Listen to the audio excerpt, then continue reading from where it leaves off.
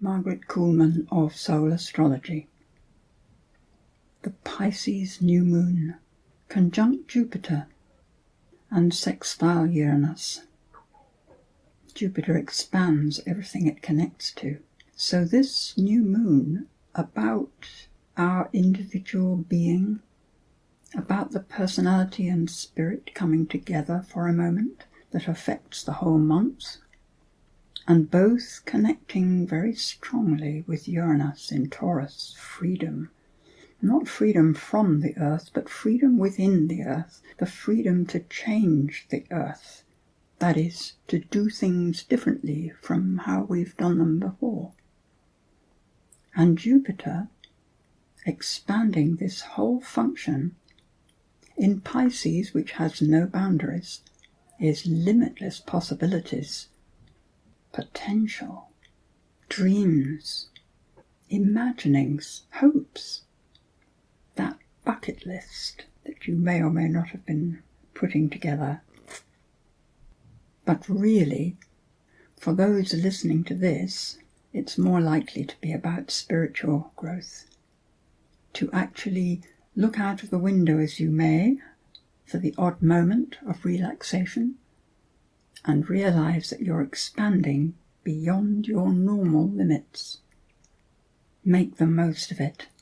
And also of this opportunity to let go of the boundaries of our identity, how we identify ourselves, whatever we think we are or feel that we ought to do because of our history, gene pool, morals, the oughts and shoulds that are so limiting. Let go of all of it into the world of the spirit. That is to say, no past, totally present.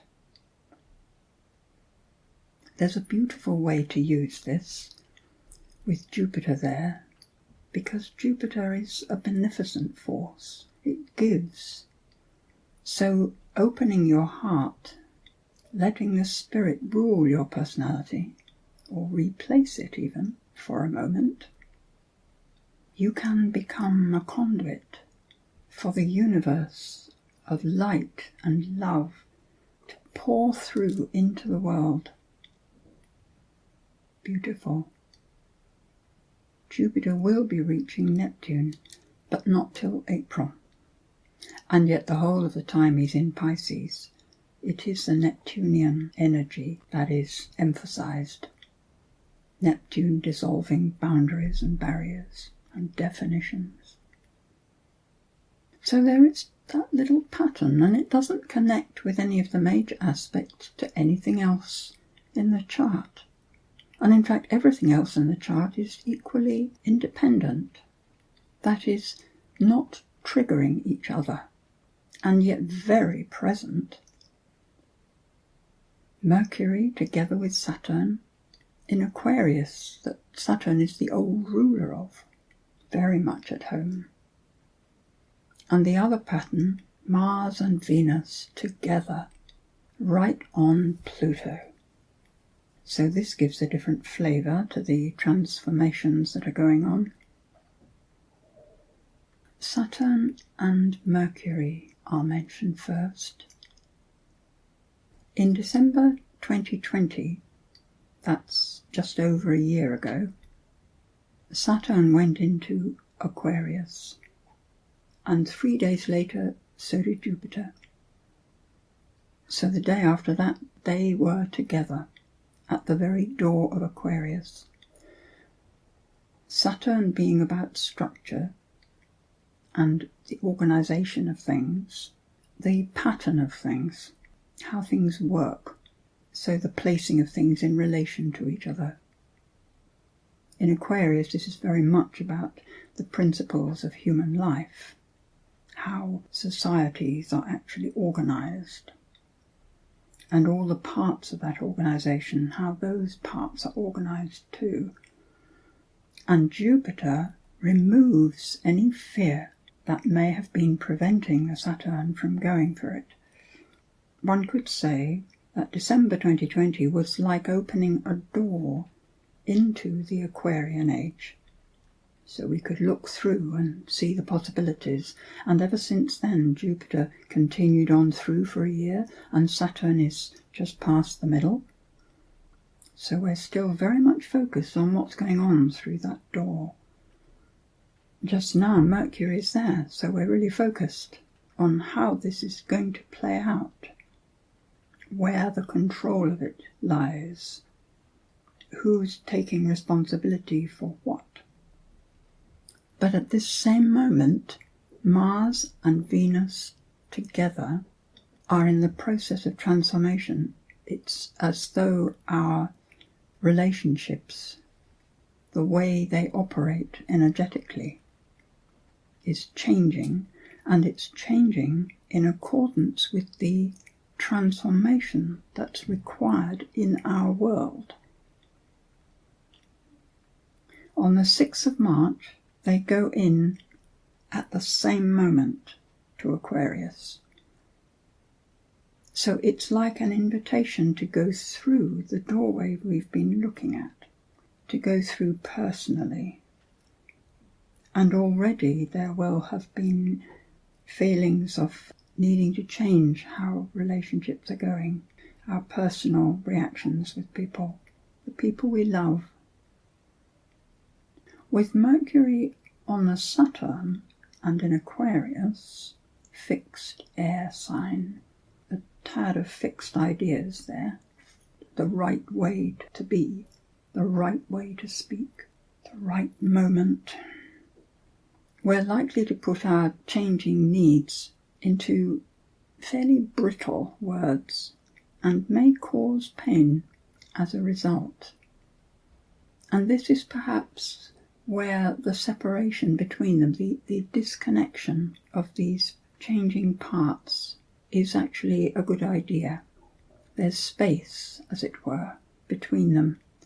And with Sun and Moon sextiling Uranus, the space is what we claim first. So perhaps that it's like skirmishes that we then step back from and regroup. But each truth that is spoken, that we then step back from, has a chance then to effect the transformation, so that the next movement forward is from a slightly different position, with extra understandings and more present. Because, of course, each thing of the past, each resentment and problem from the past which rises up, holds us back until it is known and spoken. When it's known, and it's like almost like the shrugged shoulders, oh well, so there it is, that's how it is, or how it was anyway. Somehow the energy changes and shifts and lets go.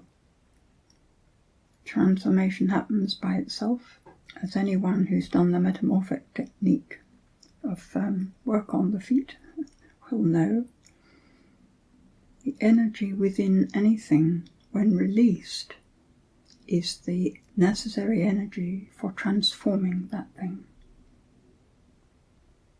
So then I find myself looking at the full moon chart for the 18th of March, and we see that Venus and Mars have moved well into Aquarius, still very close together. They're at right angles with Uranus, so perhaps finding the Aquarian aspect of relating a little difficult in terms of space. There's a need for space. And as Mercury sextiles Uranus, I think we're likely to be talking about that, the need for space. But there is a problem sometimes with Aquarius when it's not properly understood. Practical space between people, boundaries, don't mean that we don't love each other, and it doesn't mean that we want to be away from the other. It means the space to be ourselves.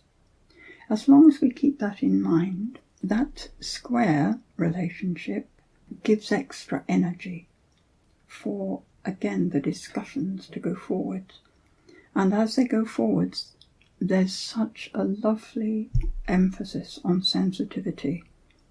With the Mercury in Pisces, we'll be feeling for the other. And the Sun, the heart of it all, at the full moon, sextiles Pluto. The moon trines Pluto, of course. So the feeling of the full moon is the espousing of transformation. The heart understanding that it is necessary and deciding to go with it. Neptune at this point is sextiled by the North Node, trined by the South Node of the Moon, and so the spiritual direction, the opening to the oneness of the human race, the oneness of all being, is the perfect direction for humanity at this time. This whole month feels like a beautiful opening, a potential sunrise. And all the work done, the inner work done during this month, will support us most beautifully for the next new moon in Aries. Thank you. What do you value? Then give that your attention, because what you attend to is what grows, and this is a time of limitless growth. Attend to your own inner self, and you will grow love. Attend to the steps on your path towards the vast knowing of your heart. There is no end to achieve. Growth is what it is, and spent leaves fall to the ground. But think not that you know life's purposes.